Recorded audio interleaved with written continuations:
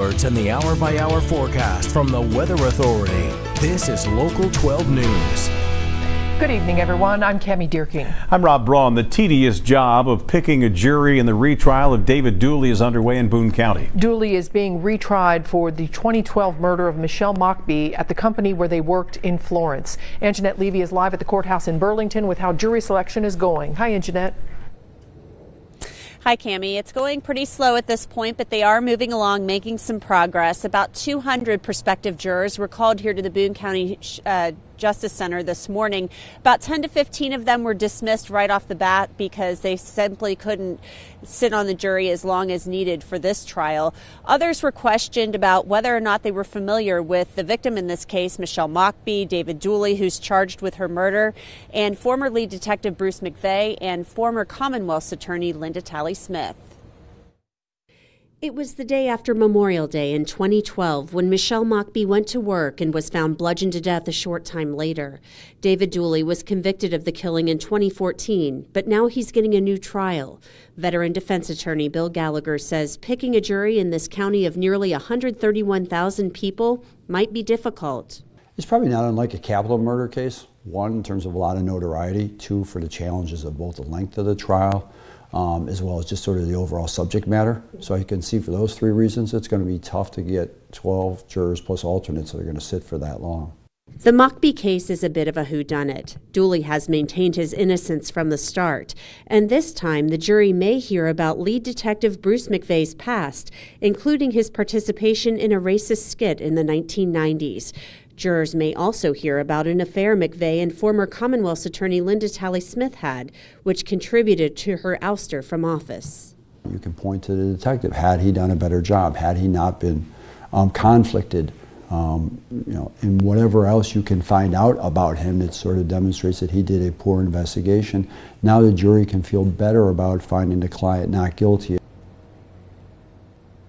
Now, there was a little bit of an incident that slowed the process down this afternoon. There was an older gentleman who walked into one of the courtrooms where the prospective jurors were being held, and he started talking about the case to two or three of them.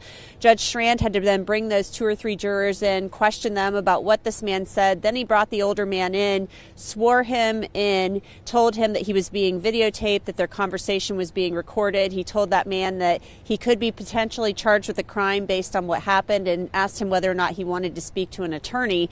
That man said he really did want to speak to an attorney, and the judge told him that he needed to be back here tomorrow morning to meet with him at 8:30. So we're still waiting to see what came of that. But as those prospective jurors who had overheard him were questioned, they said that he didn't really say anything that they hadn't already heard about or known. And one of the ladies said she really didn't even hear that much of what was said. So whether or not that's going to have an impact, we're going to have to just wait and see.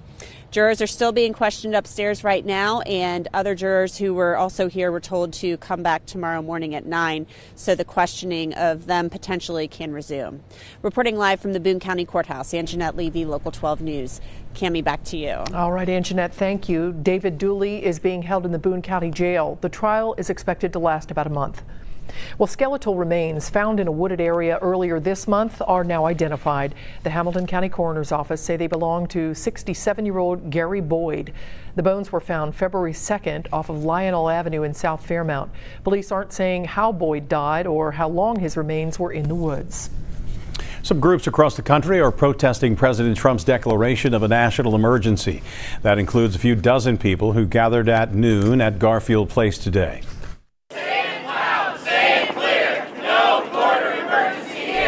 President Trump declared a national emergency Friday to get access to billions of dollars he can use to build a wall on the southern border. Congress refused to give him the money. The protesters want Congress to overrule the declaration if that's possible. Police arrest a man in connection with a fire at an apartment complex in Walnut Hills. A person living there called 911 after smelling smoke. Fire crews arrived at Kemper and Windsor just before midnight and found a man spraying a flammable substance on a stove fire. The man's name is not available, but we do know he is charged with obstruction. Funeral arrangements are set for a Rising Sun police chief killed in a traffic accident. Visitation for David Hewitt will be held tomorrow from noon until 7 at Rising Sun High School. His funeral will be Wednesday morning at 11 at the school. Hewitt crashed outside Vevey last Wednesday. Icy roads may be to blame. He was flown to a hospital in Kentucky where he died of his injuries. Hewitt's body returned home Friday in this procession. Crews in Kentucky are back out on pothole patrol today. They're working in the westbound lanes of I-275. You will find them filling holes from Turkeyfoot Road to Mineola Pike. Drivers should watch out for rolling roadblocks. Workers will patch the eastbound lanes tomorrow. There are more options for parking if you go downtown. A new parking garage opened this morning. It's at Court and Walnut Streets, part of the development that will include the first Kroger store in the Central Business District. There are 560 public spaces, and that includes 8 charging stations for electric vehicles. Expect another cold night and a chance of more flurries. Meteorologist John Gum is here with No Wade weather. John? I think if you look up winter in the dictionary, there's a picture of today sitting next to it. Clouds, cold, and even snowflakes flying out there. They're not really amounting to anything. We have a lot of flurries flying through the area right now, and even some embedded snow showers that are limiting visibility a little bit, but none of this should be an issue for your travel as we take you through the evening here. Just a lot of that. A lot of cloud cover, some flakes of snow flying there back toward the bend in the river this afternoon. 32. But look at the wind, west-northwest at 14, a wind chill of 22, and the wind chills, they have been down in the 20s and even upper teens in Wilmington, 19, the current wind chill there. So it's going to be a cold night for us with some flurries flying early and then a little bit of clearing perhaps as the night goes on. Those clouds thin somewhat out of the 30s into the 20s, low 20s as we take you beyond midnight as those clouds start to break just somewhat. Wild weather week, though. We've got a lot to talk about this week, and it all gets going tomorrow night into Wednesday morning. Snow, ice, flooding rains, and then looking ahead, even the possibility of severe weather. If you think the weather's been crazy so far this winter, just wait till you see that 7-day forecast. I'll step you through all those changes in just about 11 minutes. Cammie? Yeah, I'm ready to go to Arizona, John. That's where the Reds are. And it's always a sign that spring isn't that far off when the Reds start working out in Goodyear. Local 12's Gary Miller is in Arizona where he talked to Reds manager David Bell and got his thoughts on the team's first full day of workouts. For most people, it was a President's Day holiday. Here in Goodyear, it was the first full workout and a chance for new manager David Bell to see all the things he'd worked on in the offseason in the flesh. It was nice the last 4 or 5 days, just kind of getting used to our surroundings, but now to have the whole team together, it was a great feeling, all being together for the first time. So I think things are going pretty smooth. It's been pretty simple so far, but you know, games are right around the corner, so the intensity will pick up really fast now. So each day will be a little bit different. Coming up at 6, more with manager David Bell and his new center fielder in his new position for 2019. With the Reds in Goodyear, Gary Miller, Local 12. All right, Gary, thanks. Reds opening day, by the way, March 28th. The team will play the Pittsburgh Pirates. Well, apparently politics aren't their only passion. Coming up, the other agenda, Russian Twitter trolls are pushing that could impact your child's health. And he's only 7, but his career has already taken off. Ahead at 5:30, meet the young mind behind a toy empire.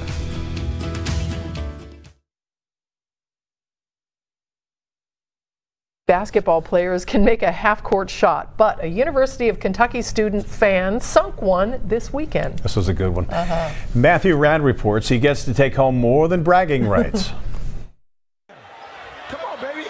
It was the shot heard round the world, or at least across Big Blue Nation. UK sophomore McKinley Webb sinking the half-court shot on ESPN College Game Day. I still don't believe it myself. Like, I keep waiting for somebody to tell me this isn't real, this didn't happen to me, because it's one of those things you never imagine. Webb selected from the thousands in attendance at Memorial Coliseum for Game Day's second trip to Lexington this season. Webb says his job with UK Campus Rec and Wellness prepared him to make that fateful shot. After work, I'll be hanging out, just putting up shots, half-court shots, just goofing around. And I make quite a few of them. Nerves earlier that morning melted away as Webb stepped out onto the court. I just got the crowd into it. I was standing there looking around. I was like, wow, this is crazy. I've been a UK fan all my life, and I'm looking around at 5,000 crazy UK fans cheering me on, and it's a dream. 9 times has College Game Day been to Lexington, but Webb is the first to make the shot and win the $19,000 prize. I told Jay Williams before the shot, I said, "You've been here 9 times. It's time for somebody to hit one." And as if winning wasn't enough, UK Athletics hooked Webb up with some prime tickets to watch his Cats take down the top-ranked Volunteers. We were front row, ready to go, just rocking. We're going down there, everybody's like, "Yeah, man, you're the guy who hit the shot, aren't you?" And I was like, "Yeah." I mean, it was getting to celebrate that and watching the Cats beat Tennessee. Couldn't have been a better day as a UK fan for me. Great story, isn't it? McKinley Webb made his shot with just 4 seconds left on the clock. Wow. 19 grand he put in his pocket. I love it. That's great. Good for him. People are embracing them full force, but the experts aren't so sure. Coming up at 6 tonight, the pros and cons of weighted blankets for better sleep. I'm gonna come home. 1,500 people attend a vigil for the people who lost their lives in the Illinois workplace shooting. Just ahead, why the gunman should never have had a weapon at all.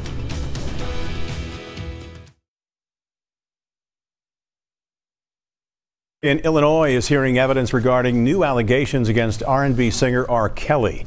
That according to 2 sources close to the case. Last week, attorney Michael Avenatti announced that he gave prosecutors a video that allegedly shows Kelly having sex with an underage girl. Kelly was arrested for child pornography in connection with a similar video back in 2002, but he was acquitted 6 years later. He denies all of the accusations. The actor who said he was targeted by 2 men in a racially motivated attack may be the one who orchestrated the attack. Police in Chicago want to interview Jussie Smollett again after the 2 suspects they arrested say Smollett actually paid them to stage the attack. The men were released and not charged. Smollett's lawyer says he will continue to cooperate but haven't said when he'll talk to police. Notre Dame rescinds an honorary degree it conferred more than 10 years ago on the dismissed cleric Theodore McCarrick. The former cardinal was defrocked by Pope Francis after the Vatican found him guilty of sex abuse. He is the highest-ranking church official to be dismissed. The university gave McCarrick an honorary Doctor of Laws degree in 2008 when he gave the school's commencement address. The Henry Pratt Company in Aurora, Illinois, opens its doors to employees who want to come together and grieve. That was the site of Friday's workplace shooting that left 5 dead and 5 police officers injured. Adriana Diaz tells us why the gunman shouldn't have had a weapon in the first place. We want to pray today. More than 1,500 people attended a prayer vigil Sunday outside the Henry Pratt Company. Their pain filled the air. Diana Juarez's father, Vicente, was one of those killed. He's never gonna come home.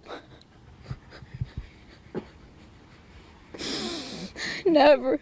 Another victim, plant manager Josh Pinkard, sent a heartbreaking text to his wife, writing, "I love you. I've been shot at work." In a Facebook post, Tara Pinkard wrote, "It took me several times reading it for it to hit me that it was for real." Aurora is requesting as many ambulances as possible. Police say the suspect, 45-year-old Gary Martin, brought a .40 caliber handgun to work and started shooting after he was fired. According to police, Martin was in illegal possession of a gun that he first purchased legally. He had a 1995 felony conviction for aggravated assault that did not come up on his background check when he legally bought the gun in March 2014. The conviction did show up when Martin applied for a concealed carry permit just a few days later, which requires fingerprinting. That prompted a letter from Illinois State Police ordering Martin to give up his gun to local law enforcement. Is he supposed to volunteer the weapon, or if he doesn't show up with the weapon, should someone from state police go to his house? The letter states that he needs to voluntarily relinquish the weapon, and we're looking into whether we followed up on that and what agencies followed up on that. 4 of the 5 officers who were shot have been released from the hospital. The last officer is expected out soon. Adriana Diaz, CBS News, Aurora, Illinois. From Local 12, the Weather Authority, this is John Gumb's hour-by-hour forecast. As the clouds over us late this afternoon begin to thin somewhat overnight, you might get a little glimpse of what is called the super snow moon. The snow moon simply because it's the February full moon, and that's what they call the full moon in February. Super moon, though, because it's at its closest point to the Earth, and this is going to be the biggest and brightest moon of 2019. About 14% bigger is how it'll appear in the sky tonight. Now, problem is we are going to have some clouds that'll be contending with the view of that moon. A lot of cloud cover out there right now, and even some flurries and snow showers still flying. We can kind of pick them up here, flying across our camera lens late this afternoon, and it's plenty cold. 32, winds out of the west-northwest at 14, making it feel colder. A wind chill now of 22 degrees, and you'll see some flurries flying throughout the evening. Cloud cover still pretty thick out there, and it will remain that way through a good chunk of the early part of the evening. Some flurries being picked up on radar. Now, there are some embedded little snow showers. They're not really going to amount to anything, but they will limit visibility a little bit as they push on through the tri-state late this afternoon and early this evening. And you'll see that on Futurecast as we go through the evening here. Some flurries flying, perhaps the clouds thinning somewhat as we go through the latter half of the evening at times throughout the tri-state. So you might catch a glimpse of that supermoon tonight. We'll drop through the 30s into the 20s overnight, with skies eventually becoming partly cloudy and the flurries starting to go away. And a quiet weather day coming our way tomorrow. Cloudy skies, chilly temperatures. We'll see a mix of snow and perhaps a little freezing rain, though, developing very late tomorrow evening and going into Wednesday morning. Really, that is our next big weather maker on the horizon. If we're going to see travel issues this week, it's going to come late Tuesday night into Wednesday morning when we see a wintry mix of precipitation moving in. And it's all on the table here. Perhaps snow going over to freezing rain and sleet, and eventually over to just plain rain late in the morning on Wednesday. So I want you to think in the back of your mind, yeah, Wednesday morning could be a bit tough on the drive in. And then looking ahead to the weekend, and believe it or not, here late Saturday, we could be talking about the possibility of severe weather. Flooding also on the table with this first system. So from 7 o'clock Tuesday through 7 a.m. Thursday for our southeast counties, it is a flood watch that is up. Could pick up 1 to 2 inches of rain. So let me step you through the craziness here as we take you through tonight. Again, clouds thin somewhat. Going through tomorrow, we start to see those clouds increasing again as we start in the 20s in the morning, make our way into the upper 30s in the afternoon. So it's going to be a cold day. And then late tomorrow evening is when it looks like we begin to see the chances for precipitation increasing. So 11 o'clock, we may see some snowflakes flying across the tri-state, and that may begin to mix with some freezing rain in our southern counties by early Wednesday morning. But this is a time period here going through Wednesday about 1:30 in the morning. We could see some pretty good snow come down across the tri-state, and maybe a couple inches of accumulation before everything starts to go to freezing rain, and then eventually rain here as we go into Wednesday morning and temperatures come above freezing. So it's going to be a narrow window here that we see problems in the tri-state into travel trouble on Wednesday morning. That's why we have this little exclamation point up there. Could see some slick travel early. 39 tomorrow. There's the late day mix going over to snow and then eventually back to rain on Wednesday, and then temperatures climbing into the upper 40s by Wednesday afternoon. So again, the problems aren't going to last all day. It's just going to be very early in the morning. Thursday, we're up to 44 degrees, a quiet day Thursday. Friday, we could see a little isolated shower late day, and then look at the weekend, Rob and Cammie. I mean, we do have it all. The only thing I don't have in the forecast here is fire. We've got ice, we've got snow, we've got lightning, thunder there on Saturday, 61 Saturday. We could be looking at severe weather coming in with another potent weather system Saturday night into very early Sunday morning. So that's something we got to watch as well. And then falling temperatures Sunday as that system comes through. Can we declare winter over then, John? I want to go out to spring break with Gary. Right, yeah. Arizona. For Watch sure. the Reds play. It'd be fun. All right, thank you. Okay, everyone, drop and give me 40. Just ahead, how push-ups can help determine your heart health. Well, you know, we just don't have winter here. We have pothole season as well, John Gum. Will the city pay for damage to your car? Tonight at 11 o'clock, Dwayne Pullman looks at that. And we want to see your sunset pictures. Mary Lee sent us this one today of the sun setting in Grant County. You can upload your pictures to local12.com/chime-in, and we might put them on TV. That's beautiful.